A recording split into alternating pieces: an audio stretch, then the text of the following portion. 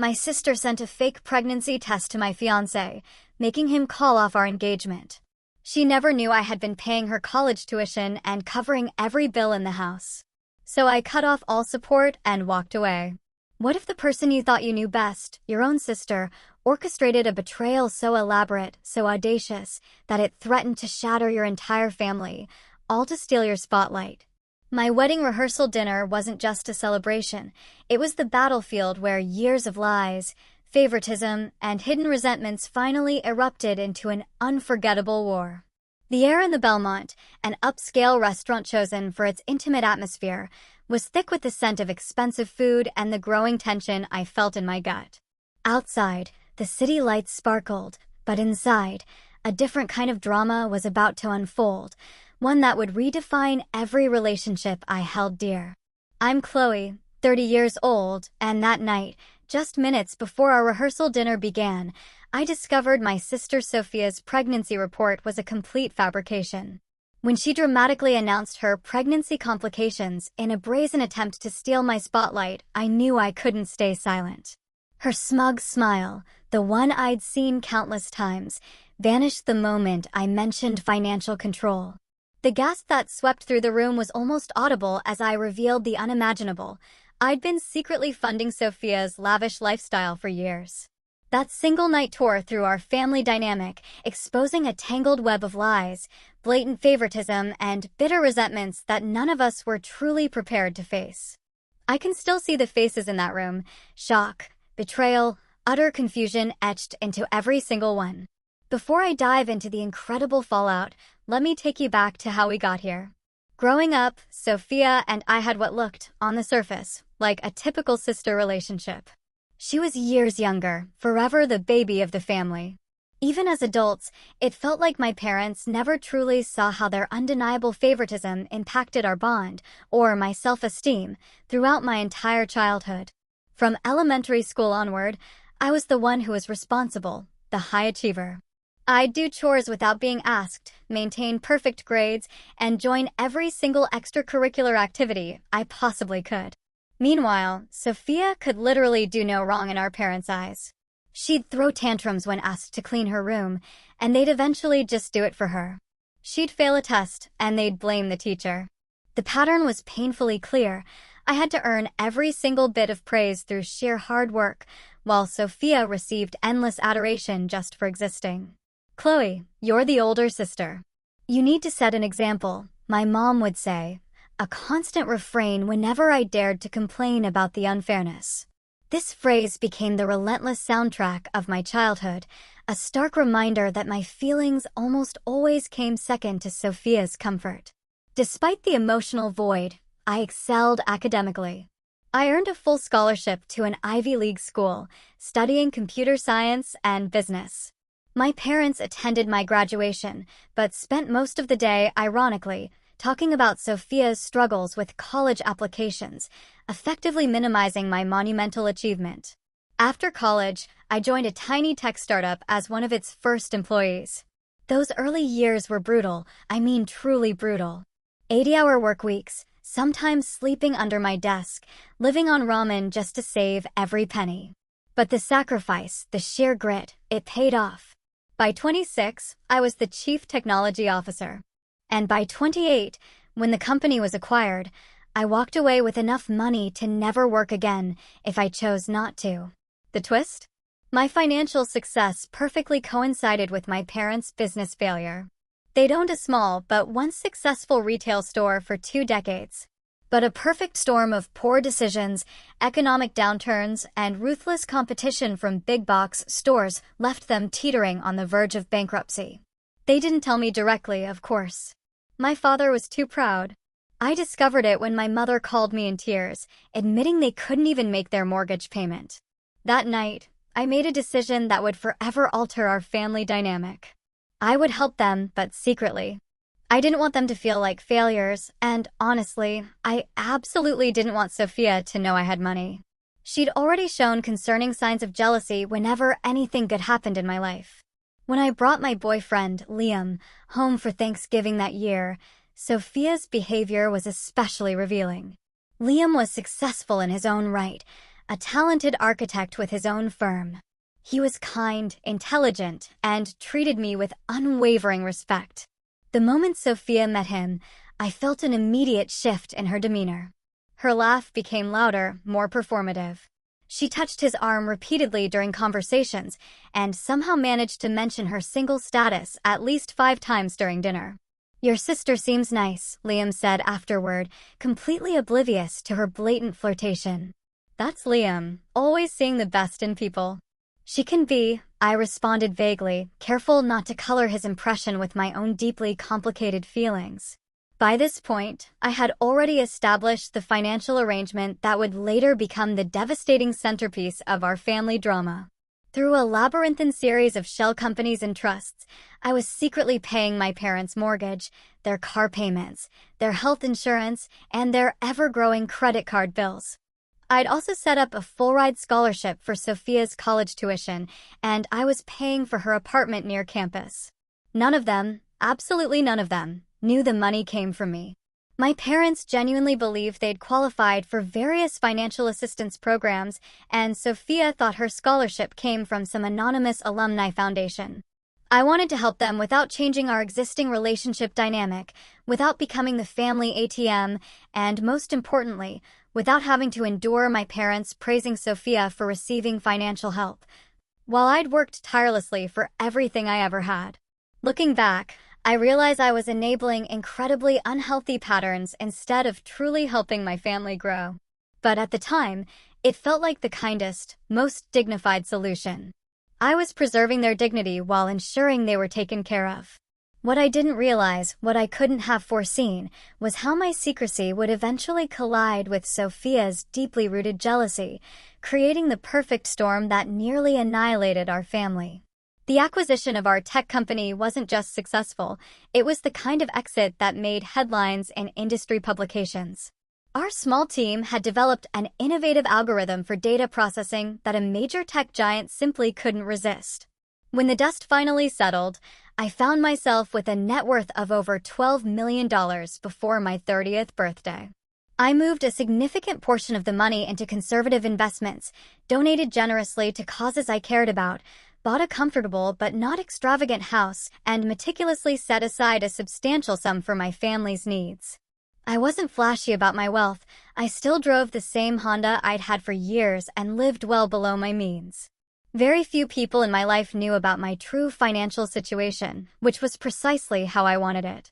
When I discovered my parents' business was failing, I was genuinely shocked by how dire their situation had become. They were 3 months behind on their mortgage, maxed out on every credit card, and had taken out predatory loans just to keep their store afloat. The burden of this knowledge was overwhelming.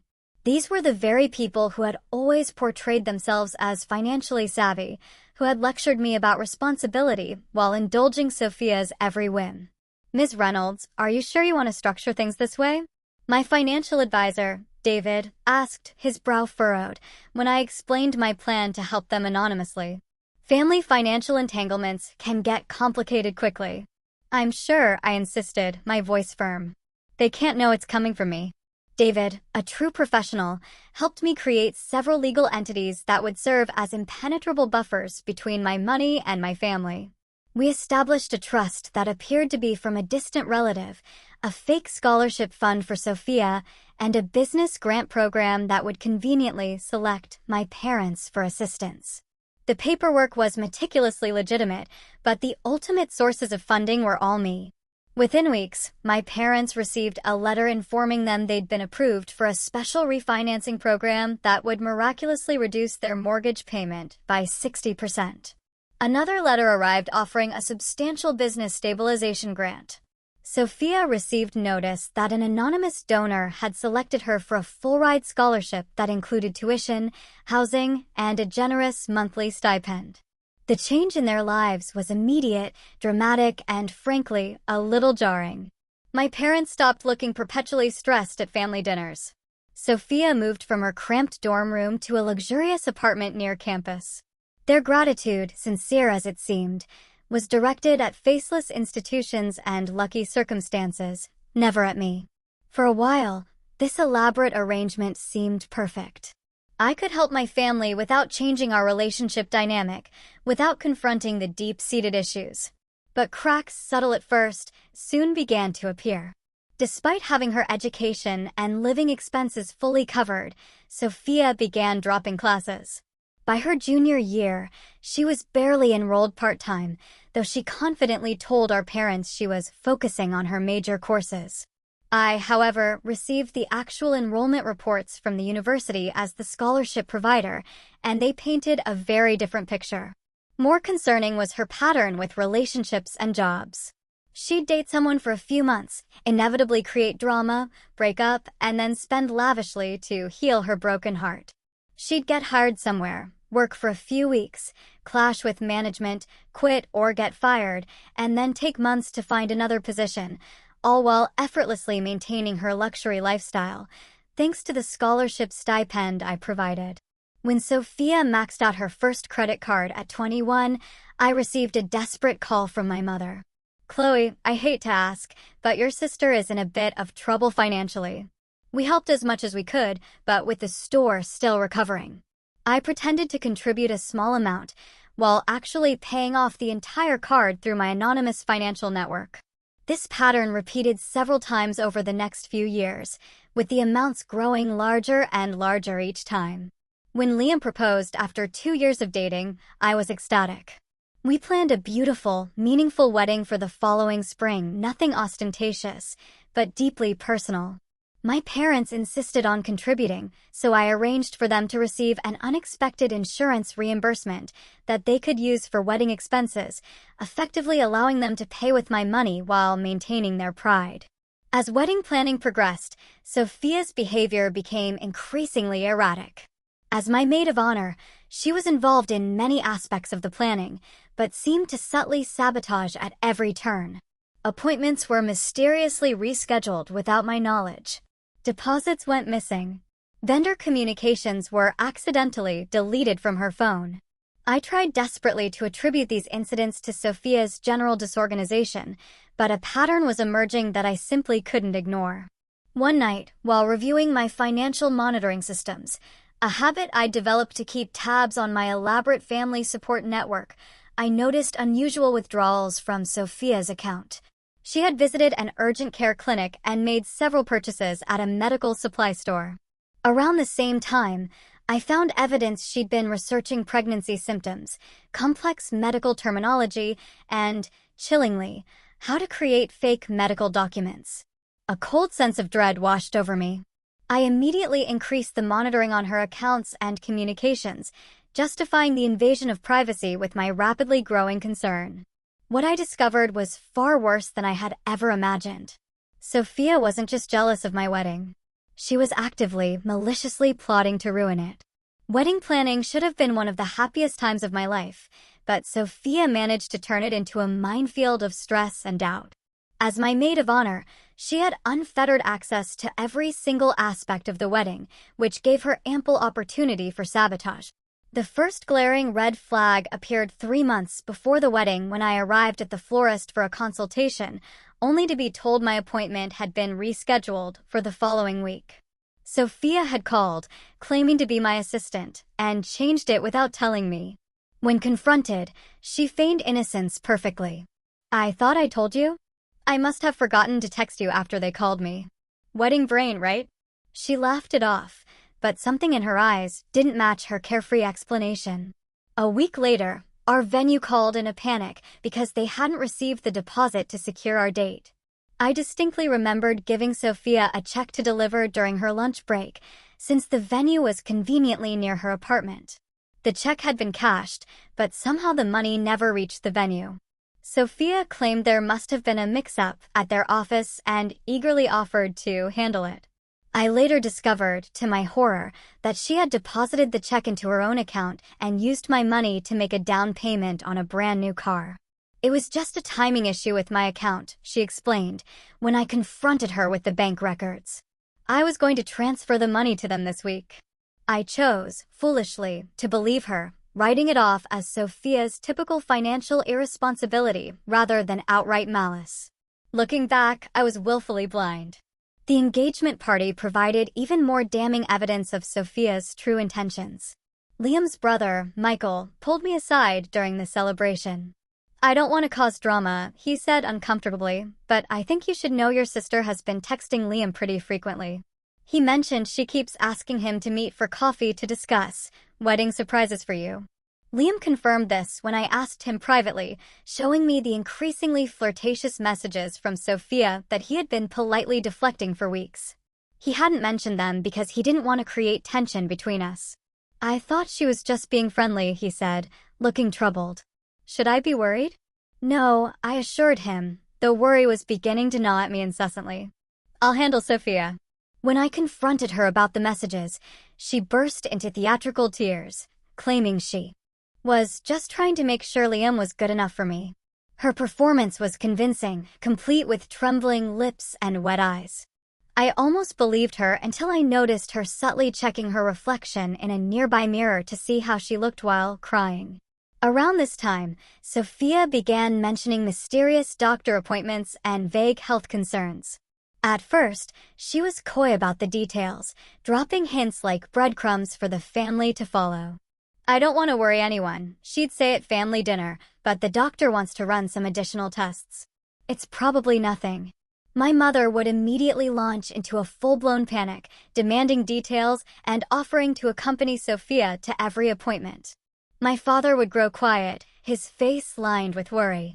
The attention, as always, would remain solely on Sophia for the rest of the evening, any mention of wedding plans completely forgotten. During bridesmaid dress fittings, Sophia created yet another scene by claiming she needed a larger size because she was retaining water due to her medical condition. When the seamstress, a no-nonsense professional, gently suggested alterations instead, Sophia became instantly tearful. "You don't understand," she whispered, loudly enough for everyone to hear. "There might be a reason I need extra room in a few months, if you know what I mean." The other bridesmaids immediately swarmed her with questions and congratulations, despite Sophia's theatrical insistence that it was too early to say anything definite. I watched this entire performance with a growing, nauseating suspicion, noting how her eyes constantly darted to gauge my reaction. My doubts continued to multiply, but a deep-seated, perhaps foolish, family loyalty kept me from voicing them out loud. Then I found Sophia's diary. It was while helping my parents clean their dusty attic, buried beneath old photo albums. I knew rationally that I shouldn't read it, but when I saw Liam's name and mine repeatedly mentioned, my curiosity utterly overrode my ethics. The entries confirmed my absolute worst fears. Chloe always gets everything, one entry seated. The perfect grades, the perfect job, the perfect fiancé. Mom and Dad pretend to be proud of me too, but I see how they look at her. Now she's having this big wedding while I'm still single. It's not fair, but I have a plan that will make everyone forget about Chloe's perfect day. By the time I'm done, all anyone will remember about this wedding is me. Another entry meticulously detailed her research into creating fake medical documents and her horrifying plan to announce a pregnancy, and then complications during wedding festivities to steal every ounce of the spotlight. She'd even practiced her concerned but brave face in the mirror. I should have confronted her immediately, but a part of me simply couldn't believe my own sister would go this far. I needed more irrefutable evidence. And unfortunately, Sophia was about to provide it. As the wedding week finally arrived and family gathered from across the country, Sophia's health concerns conveniently intensified. She had clearly scheduled her dramatic revelation for the rehearsal dinner, where she would have the largest, most captive audience. I watched her meticulous preparations with a growing sense of both dread and cold determination. She had no idea that I knew her plan, nor did she realize the immense power I actually held over her life. The stage was set for a confrontation that would irrevocably change our family forever. The night of the rehearsal dinner, I slipped a thick folder of meticulously organized financial documents into my purse. Irrefutable evidence of my years of quiet, anonymous support. If Sophia wanted to play with fire, she was about to learn I controlled the whole damn forest. Dinner was served, and as coffee and dessert arrived, my father, Mr. Reynolds, stood to make a toast. Just as he raised his glass, Sophia dramatically placed her hand on her midsection and gasped, a theatrical, attention-grabbing sound. The timing was impeccable, perfectly interrupting the father of the bride moments before he could praise his daughter on her special weekend. "I'm so sorry," she said, her voice carrying perfectly across the now silent room. "I wasn't going to say anything this weekend because I didn't want to take attention away from Chloe and Liam, but..." She paused for maximum effect, tears welling theatrically in her eyes. "I've been having some complications with my pregnancy. The doctor said I need to take it easy, but I just had to be here for my sister." The room erupted in concerned murmurs.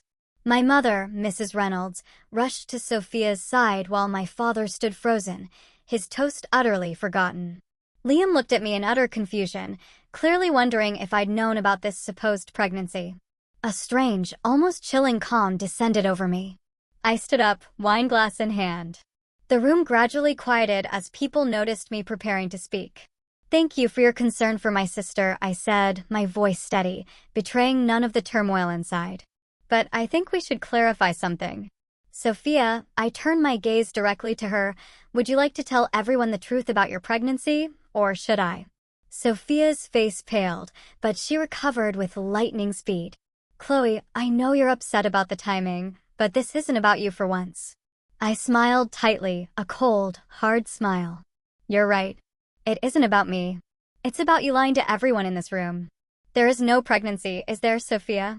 Gasps echoed around the table, louder this time. Sophia's expression hardened, her facade cracking. "How dare you?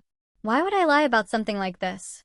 "To ruin my wedding, according to your text with Sarah." I held up my phone, showing the screenshots I'd taken. The fake doctor's report was a nice touch. Very convincing letterhead. Sophia's face contorted with rage, but then, unbelievably, shifted to a smug, defiant smirk. "You went through my phone? That's a new low, Chloe. Always the perfect sister, right? Well, at least I don't pretend to be something I'm not. Everyone thinks you're so successful, but you're just a pathetic control freak who can't stand when someone else gets attention." It was the exact moment I'd been waiting for, the moment the dam finally broke. I reached into my purse and pulled out the thick folder I'd prepared. "Speaking of control," I said quietly, my voice cutting through the suddenly thick air. "Did you ever wonder how you could afford that luxury apartment on part-time retail wages? Or how our parents magically recovered from near bankruptcy 5 years ago? Or where your scholarship came from after you failed half your classes?" Sophia's smug expression faltered, a flicker of genuine fear in her eyes. My mother made a small noise of distress. "Chloe, this isn't the time." My father began, but I cut him off, my voice gaining strength. "Actually, Dad, this is exactly the time. For years, I've been funding this entire family. The mortgage on your house, Dad. The business recovery grant, Mom's medical bills, Sophia's apartment, car payments, credit card debt, and the scholarship that mysteriously never required any academic performance." I opened the folder, scattering several documents across the mahogany table. "It's all here. Bank transfers, shell companies, trust arrangements. I own the company that owns your house. I'm the anonymous donor behind Sophia's scholarship fund. I've paid off her credit cards 7 times in the last 3 years." The room had gone completely silent. Liam was staring at me in shock, his face a mixture of concern and a dawning understanding. This was news to him as well. My mother had collapsed into her chair, one hand clamped over her mouth. My father stood rigidly, his face ashen, looking utterly defeated. Sophia's expression shifted from confusion to pure, unadulterated horror as she slowly processed the magnitude of what I was saying. "You're lying," she whispered, but her voice lacked any conviction. "The pregnancy report isn't the only fake document in this family, Sophia. The difference is mine were created to help you, not hurt you." I turned to address our stunned guests, my voice weary but resolute. "I apologize for this family drama. Please enjoy the rest of your evening. Liam and I look forward to celebrating with you at our wedding tomorrow, assuming we still have one after all these revelations." As I walked out of that dining room, I heard Sophia begin to sob. Real tears this time, not the performative ones she'd perfected over the years. A small part of me felt terrible for exposing her this way, but a much larger part felt an overwhelming, liberating relief. The intricate web of lies I'd been maintaining for years had become its own suffocating trap. And maybe, just maybe, this painful, public truth was our only way forward. Did your family ever hide important secrets from each other, thinking it was for the best? I thought I was protecting everyone, but keeping all these financial arrangements secret just set us up for an even bigger explosion. If you're still with me at this halfway point, drop a comment about whether you think I should have revealed everything earlier, or if you've ever had to make a difficult choice to protect your family. This story is about to take an even more intense turn that I never saw coming. After I left the rehearsal dinner, I drove aimlessly for nearly an hour, ignoring the constant buzzing of my phone. Liam finally reached me with a text that simply read, "I'm at your place whenever you're ready to talk. No pressure. I love you." His simple, unwavering message broke through my emotional numbness. I drove home to find him waiting on the porch swing, 2 glasses of wine beside him. When I sat down, he didn't pepper me with questions or judgments. He just put his arm around me and waited. "I should have told you," I finally said, my voice hoarse. "About the money, about all of it." "Yes, you should have," he agreed quietly, his gaze steady. "But I understand why you didn't." "You do, Chloe. I've watched how your family treats you for 2 years. You're the responsible one, the fixer, the achiever who never gets the same praise or attention as your sister. You found a way to help them without becoming their ATM or changing how they see you. It wasn't honest, but it was kind, in a very complicated way." His deep understanding brought fresh tears to my eyes. "What happens now?" I whispered. "That depends," he said, gently turning my face to his. "Do you still want to marry me tomorrow?"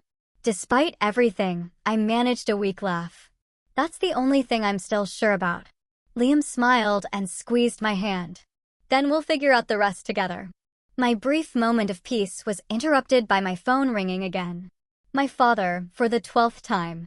I finally answered. "We need to talk," he said, his voice grave, heavy with the weight of revelation. "Everyone's at the house, including Sophia." The emergency family meeting was every bit as uncomfortable as I expected. My parents' living room, the very house I'd secretly been paying for, felt suffocating. My mother sat rigid on the sofa, eyes red and puffy from crying. My father paced by the fireplace, a picture of agitated remorse. Sophia was curled in an armchair, looking smaller and more vulnerable than I'd seen her in years. "Explain everything," my father demanded the moment I walked in. "From the beginning." So I did.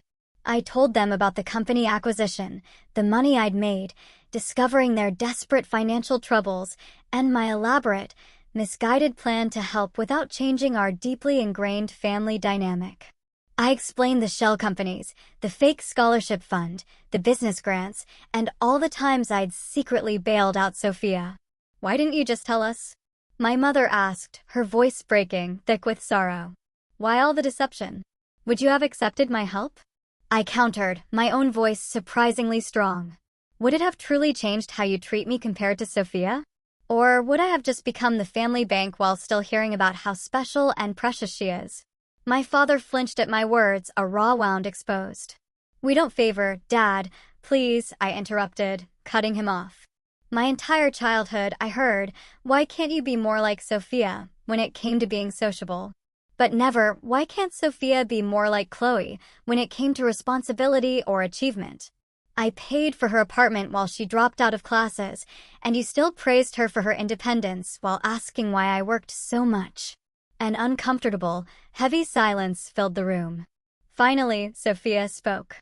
"I didn't know," she said quietly, her gaze fixed on the floor. "About the money, any of it." "That was the point," I replied. "But why? Why help me when I've been so awful to you?" "Because you're my sister," I said simply. "And because I thought if I removed the financial stresses, maybe our family could just be normal." Sophia slowly unfolded herself from the armchair and walked to the center of the room, her shoulders back. "I need to tell you all something," she said, her voice steadier than I expected, laced with a newfound resolve. "Chloe's right about the pregnancy. I faked it. I was going to pretend to have complications during the ceremony tomorrow." She swallowed hard, her eyes meeting mine briefly. "But that's not all. I also contacted Liam's ex-girlfriend and invited her to object during the ceremony. And I've been trying to get Liam's attention since the day they got engaged. My mother gasped, a shocked, horrified sound. Sophia, how could you? Because I'm jealous, okay? Sophia's voice rose, raw and unfiltered. I've always been jealous of Chloe. Everyone thinks I was the favorite, but being the favorite just meant no one expected anything from me. Do you know what it's like living in the shadow of someone like her? Perfect grades, perfect career, perfect fiancé. I'm a college dropout working retail at 26. And now I find out I couldn't even manage that without my big sister secretly funding everything. Her raw, brutal honesty stunned me into silence. For the first time in years, maybe ever, I saw my sister not as my rival or the endlessly favored child, but as someone who'd been profoundly damaged by the same complex family dynamic that had hurt me, just in a tragically different way. My father sank into a chair, suddenly looking every one of his 63 years, utterly defeated. We failed you both, he said quietly, his voice thick with remorse. Chloe, we put too much responsibility on you and took you for granted. Sophia, we didn't give you the structure and expectations you needed to thrive. My mother wiped her eyes, fresh tears tracing paths down her cheeks. What happens now, Chloe? Will you keep supporting us? The naked anxiety in her question confirmed what I'd always feared, that financial support was the only real value I had to them. Before I could answer, Liam spoke from the doorway where he'd been quietly observing, a comforting, steadfast presence. I think that's the wrong question, Mrs. Reynolds, he said gently, his voice calm yet firm. Maybe the first question should be how to rebuild trust in this family, not who's paying for what. I'd never loved him more than in that moment. The wedding is postponed, I announced, my voice trembling slightly but firm. Liam and I will decide later if and when we reschedule. As for financial support, I took a deep, fortifying breath. It stops today. All of it. But the mortgage, my father began, a desperate plea in his voice. You have 2 months of payments left in the account. That's enough time to figure out your next steps. Sophia, your lease is paid through the end of the month. You can't just cut us off. My mother protested, her voice rising in panic. I can, I said, meeting her gaze directly. And I am. Not to punish you, but because this arrangement isn't healthy for any of us. I've enabled dependencies that have stunted our growth as a family. My pronouncement was met with shocked, absolute silence. Sophia was the first to recover. She's right, she said, surprising everyone, her voice quiet but resolute. This isn't normal or healthy. I need to stand on my own 2 feet for once. In the days that followed, our extended family inevitably took sides in the conflict. Some cousins thought I was cruel for cutting off support, while others praised me for finally establishing much-needed boundaries. I started seeing a therapist to process my complicated, tangled feelings about my family and my own deeply ingrained role in creating the unhealthy dynamic. Liam stood by me through it all, never judging, always supportive, my unwavering anchor. One night, as we discussed whether to reschedule the wedding or simply elope, he offered an insight that would completely change my perspective. You know what's interesting about your family? He said, his arm wrapped around me. You've all been living according to a script about who you are, the responsible one, the favorite, the struggling parents. But none of you chose those roles. You inherited them and never questioned them. So what do? I asked, looking up at him. Rewrite the script, he said simply. All of you. With that powerful thought firmly in mind, I approached the daunting task of rebuilding my family relationships, not as the eternally responsible big sister or the secret benefactor, but simply as Chloe, figuring it out one day at a time. 1 month after the rehearsal dinner revelation, the full, unvarnished impact of the financial reckoning hit my family like a relentless tidal wave. Sophia received an eviction notice when she couldn't make her rent payment. Her car, which I'd been making payments on for years, was at imminent risk of repossession. My parents, who had been living in a house they couldn't possibly afford and maintaining a lifestyle far beyond their actual means, faced the harsh, undeniable reality of their true financial situation. I maintained my distance, but stayed informed through Liam, who had unexpectedly, and quite wonderfully, become the family mediator. He reported that my parents were arguing constantly about money, my mother desperately wanting to ask me for help, my father insisting they needed to solve their own problems for once. "Your dad's looking at retirement account options," Liam told me after having coffee with my father. "And your mom is researching how to sell the house themselves to avoid realtor fees." "And Sophia?" I asked, trying to sound casual, though my heart pounded with a mix of emotions. "She's applied for 7 jobs in the past week. Actual full-time positions, not just retail." I felt a complex mix of guilt for their struggles, immense pride that they were finally taking action, and a lingering hurt from years of family dynamics that had led to this painful breaking point. After 6 weeks of complete separation, I agreed to meet my parents for lunch at a modest diner, their choice, which itself signaled a profound change. My mother had lost weight, and my father's hair seemed grayer, but they both greeted me with genuine warmth rather than the tense formality I'd half expected. "We've been working with a financial advisor," my father said after we ordered, his voice laced with a new humility. "Creating a realistic budget based on our actual income, not supplements." "We should have done this years ago," my mother added, her eyes meeting mine, brimming with regret. "We're selling the house. Found a nice condo that's within our means."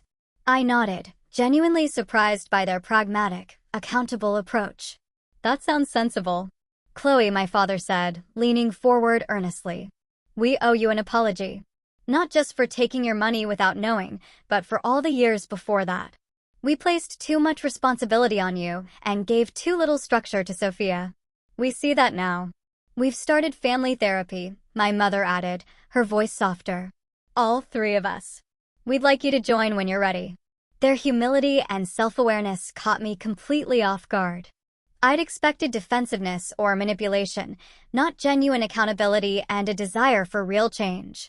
After lunch, Liam suggested a compromise that surprised even me. What if he set up a proper, transparent financial arrangement? Not secretly funding everything, but maybe helping with specific things with clear boundaries. "Like what?" I asked, intrigued. "Like offering to help your parents with a down payment on the condo as a gift, not a secret payment. Or helping Sophia with tuition if she goes back to school, but with clear academic requirements." The idea had definite merit. It would allow me to help my family without enabling dependency or resentment. After careful consideration, I called a family meeting at Liam's house, neutral territory, to discuss the path forward. Sophia arrived first, looking noticeably different. Gone were the designer clothes and perfectly styled hair. She wore jeans and a simple blouse, her hair pulled back in a practical ponytail. "I got a job," she announced without preamble, a spark of pride in her eyes. "At Daniel's architecture firm. Liam's friend Daniel hired me as an office manager." "That's great," I said, genuinely pleased for her. "How's it going?" "Hard," she admitted, a slight blush on her cheeks. "I've never had to be somewhere at 8 a.m. every day, actually accountable for things. But I kind of like it. Having structure, I mean." My parents arrived next, bringing a neat folder of financial documents. "We've worked out a budget," my father explained, "based solely on our income and the equity we'll get from downsizing. And we'd like your input," my mother added, "not your money." I reviewed their plans, truly impressed by their thoroughness. The condo they'd found was modest but nice, and their new budget meticulously accounted for all necessities while consciously eliminating luxuries they'd grown accustomed to. "This looks solid," I said, returning the folder. "I'd like to make a proposal, though." I outlined a limited support plan, a one-time gift to help with a condo down payment, contingent on them sticking to their budget, tuition assistance for Sophia if she returned to school, contingent on maintaining an A/B average, and a small emergency fund for true family crises, administered by an independent trustee. "This isn't an ATM arrangement," I clarified, my gaze sweeping over them. "These are specific supports with clear boundaries and expectations." To my absolute surprise, my father shook his head. "We appreciate the offer, Chloe, truly. But we need to do this ourselves for now. Maybe we can revisit it in a year, when we've proven to ourselves, as much as to you, that we can be financially responsible. Their refusal of my help was, perhaps, the strongest evidence that real, fundamental change was finally occurring. As we continued talking, another startling revelation emerged. Sophia had been stealing from our parents for years, taking cash from their wallets and business, secretly contributing to their financial problems. I'd convinced myself they owed it to me, she admitted, not meeting anyone's eyes, her voice barely a whisper. I never thought of it as stealing. The admission stunned me. All this time, I'd been secretly supporting everyone, and Sophia had been secretly undermining that support. The dysfunction ran deeper, far deeper, than I'd ever realized. After the meeting, Sophia asked to speak with me privately. We walked to a nearby park, eventually sitting on a bench overlooking a small pond, watching ducks glide across the water. I hit rock bottom last week, she said, her voice quiet, vulnerable. Got down to my last $20. No credit, no savings, nothing. I even went to a pawn shop to sell Mom's bracelet that I'd borrowed. Did you sell it? I asked, my voice soft. She shook her head. I couldn't go through with it. That's when I realized how far I'd fallen. Ready to sell a stolen family heirloom for cash. I walked out and applied for jobs all day instead. Her raw vulnerability cracked something open in me. For the first time in years, maybe ever, we were having an honest, unvarnished conversation, without pretense or competition. I never wanted to hurt you, she continued, her gaze still on the pond. Not really. I just wanted what you had. Not the money, but the confidence, the certainty. You always know who you are and what you want. I laughed softly, a bittersweet sound. That's the biggest myth about me. I've been terrified and uncertain plenty of times. I just didn't show it. Why not? She asked, turning to me. Because I was the responsible one, the achiever. That was my role. And I was the screw-up, Sophia said quietly. The eternal child who couldn't be trusted with responsibility. We sat in silence, contemplating how we'd both been constrained by these rigid, family-assigned identities. I found your journal, I admitted, the words feeling surprisingly easy to say. That's how I knew about the fake pregnancy plan. Instead of anger, Sophia looked relieved. I'm glad you did. I don't think I would have had the courage to stop myself. As sunset painted the sky in vibrant oranges and pinks, Sophia reached over and took my hand, her grip tentative but firm. I'm sorry, Chloe. For everything.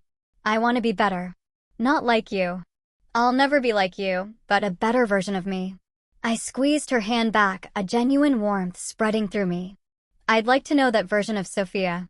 Walking back, I realized Liam was profoundly right. We were rewriting the script, creating new possibilities for who we could be as individuals and as a family. The process would be messy, imperfect, and undoubtedly challenging, but for the first time in years, it felt authentic, truly real. 6 months after the dramatic rehearsal dinner revelation, I stood in the small dressing room of a beachside venue, adjusting the simple white dress I'd chosen. Liam and I had decided to move forward with a much smaller, more intimate wedding. 40 guests instead of 200. A local restaurant reception instead of a sprawling hotel ballroom. Wildflowers instead of elaborate arrangements. You look beautiful, my mother said from the doorway, her voice soft. Our relationship had transformed remarkably over the past months. Without the secret financial ties, and with the consistent help of family therapy, we'd begun developing a more honest, vulnerable connection. She was learning to see me as a complete person rather than just the responsible one. And I, in turn, was learning to share my vulnerabilities with her, a scary but necessary step. Is Sophia here? I asked, trying to sound casual, my heart fluttering. My mother nodded. She's helping arrange the chairs on the beach. She's nervous about seeing you. Sophia was not in my wedding party this time. That level of trust would take longer to rebuild, much longer. But I had invited her as a guest, a crucial first step toward true healing. The changes in our family over those 6 months had been remarkable. My parents had sold their large house and moved into a comfortable condo they could actually afford, finding unexpected peace and simplicity. My father had taken a part-time consulting position to supplement his income, his pride now tempered with pragmatism. My mother had started a small online business selling handcrafted jewelry, her creativity flourishing. They weren't wealthy, but they were making ends meet and doing it together. Sophia, however, had surprised everyone with her truly profound transformation. Still working at Daniel's architecture firm, she'd received her first promotion and was diligently taking evening classes to complete her business degree. She lived in a modest apartment with a roommate, drove a used car she'd purchased herself, and was slowly, steadily building her credit score through responsible financial habits. Our family therapy sessions had been challenging, yes, but deeply enlightening. We'd uncovered patterns of behavior that stretched back generations. My father's parents had subtly favored his younger brother, creating a template he unconsciously replicated with his own daughters. My mother's family had valued appearance over substance, explaining her deep discomfort with financial transparency. These insights didn't excuse the dysfunction, but they helped us understand and finally address it. Liam and I had established clear boundaries about future family financial support. We created a small education fund for Sophia with specific conditions. She needed to maintain her grades, continue therapy, and demonstrate ongoing financial responsibility. For my parents, we offered matching contributions to a retirement account, encouraging their independence while still providing a safety net. "It's time," my father said, appearing at the door, his eyes twinkling. He looked different, his posture more relaxed, his smile more genuine. "Ready?" I took his arm, my heart full, and we made our way down to the beach where chairs had been arranged in a semicircle facing the sparkling ocean. Liam waited near the water's edge, handsome and calm in his light gray suit. Our closest friends and family members turned to watch as my father walked me down the sandy aisle. I spotted Sophia in the second row, wearing a simple blue dress, her hair loose around her shoulders. Our eyes met briefly, and she gave me a small, sincere smile, not the performative grin she'd perfected over the years, but something real, a little wistful and full of quiet hope. The ceremony was brief, heartfelt, and perfectly us. Liam and I exchanged vows we'd written ourselves, promising honesty, partnership, and growth. As we sealed our marriage with a kiss, I felt a sense of absolute rightness that had been missing from our original, elaborate wedding plans. This ceremony truly reflected who we were, not who we thought we should be. At the reception, held at a local restaurant overlooking the water, Sophia approached me hesitantly during the meal. "Congratulations," she said, keeping a respectful distance. "Everything was beautiful." "Thank you for coming," I replied, my voice warm. "It means a lot." An awkward silence stretched between us until Sophia took a deep breath. "I have something for you. Not a wedding gift exactly, but, well, here." She handed me an envelope. Inside was a business plan, meticulously researched, professionally presented, for a small graphic design company she wanted to launch after completing her degree. "I'm not asking for funding," she clarified quickly, a nervous laugh escaping her. "I just wanted your opinion, as someone who built something successful." I was deeply touched by the gesture and by what it represented. Sophia was seeking my input as an equal, not manipulation or competition. "I'd be happy to review it," I said, a genuine smile spreading across my face. "Maybe we could get coffee next week to discuss it?" Her face lit up with genuine pleasure. "I'd like that." Later, during the toasts, Sophia surprised everyone by standing and asking to speak. Liam squeezed my hand reassuringly as she nervously approached the microphone. "I'm not in the wedding party," she began, her voice trembling slightly. "And there are good reasons for that. But I wanted to say something to my sister and Liam." She paused, collecting herself, her gaze finding mine. "Chloe, you've always been my benchmark, the person I measured myself against, and always fell short. It made me resent you instead of recognizing how much I could learn from you. What I've realized over these past months is that your success didn't take anything away from me. Your light doesn't diminish mine. It can help me find my own path." Tears pricked my eyes as she continued. "Liam, thank you for loving my sister and for your kindness to our family, even when we didn't deserve it. And thank you both for giving me the chance to be here today, to witness the beginning of your life together." She raised her glass, her voice firm. "To Chloe and Liam, may your honesty with each other create the foundation for a lifetime of happiness." After the toasts, while Liam danced with my mother, my father sat beside me at the table. "I have a confession," he said quietly, his voice low. "I knew about your financial support earlier than you think. Not the extent of it, but I suspected." "How?" I asked, surprised, utterly unprepared for this. The timing was too convenient. Our business troubles easing right when your company was acquired. But I didn't say anything because... He looked away, embarrassed, a deep sigh escaping him. Because it was easier not to. I let pride and shame keep me from having an honest conversation with my own daughter.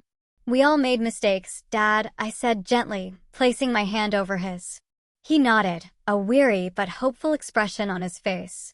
"But we're finding our way now, aren't we? As a family." "Yes," I agreed, a sense of peace washing over me. "I think we are." Our honeymoon was simple. A week at a quiet resort in the Caribbean where Liam and I swam, read books, and talked endlessly about our future. We discussed having children someday and how we would consciously approach parenting differently than our own families had. "We'll make different mistakes," Liam pointed out pragmatically, ever the realist. "No parent is perfect." "True," I agreed, snuggling closer. "But we'll be honest about them. No family secrets, no assigned roles, no financial deceptions, even well-intentioned ones." On our last evening, watching the sunset from our balcony, I reflected on the incredible journey of the past year.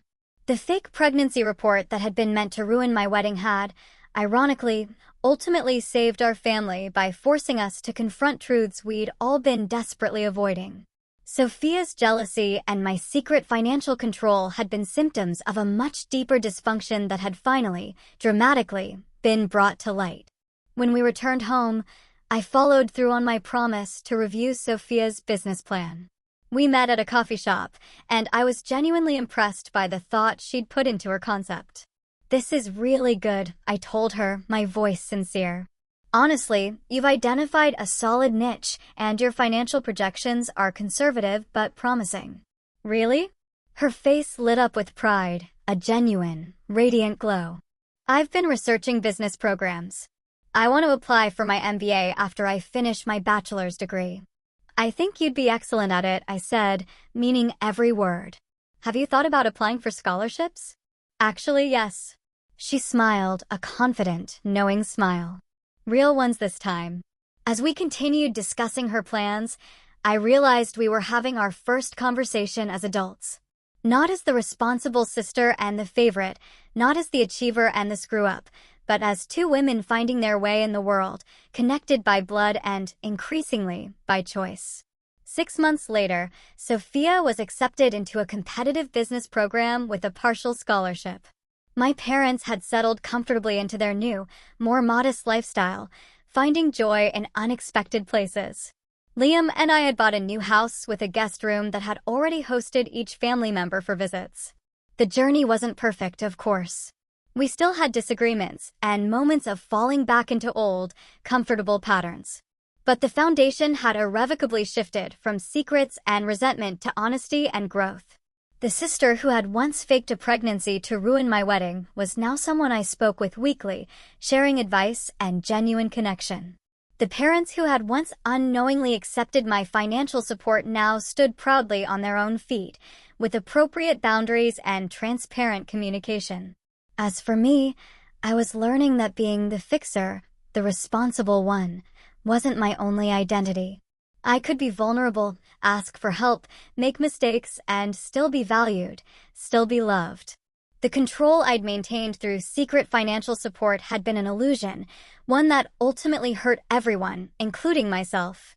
Real control, I discovered, came from honesty about who we are, what we need, and how we show up for each other. And sometimes, the greatest gift we can give our family isn't money or security, but the truth, however uncomfortable it might be.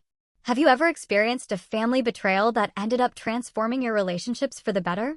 My sister's desperate attempt to ruin my wedding actually saved our family by forcing us to confront truths we'd all been desperately avoiding. If this story resonated with you, please hit that like button and subscribe to hear more family drama and resolution stories like mine. Share this video with someone who might be struggling with family dynamics of their own. Sometimes knowing we're not alone in these complicated relationships can be incredibly healing. Drop a comment below about your own family karma moments. And thank you for staying with me through this entire wild journey.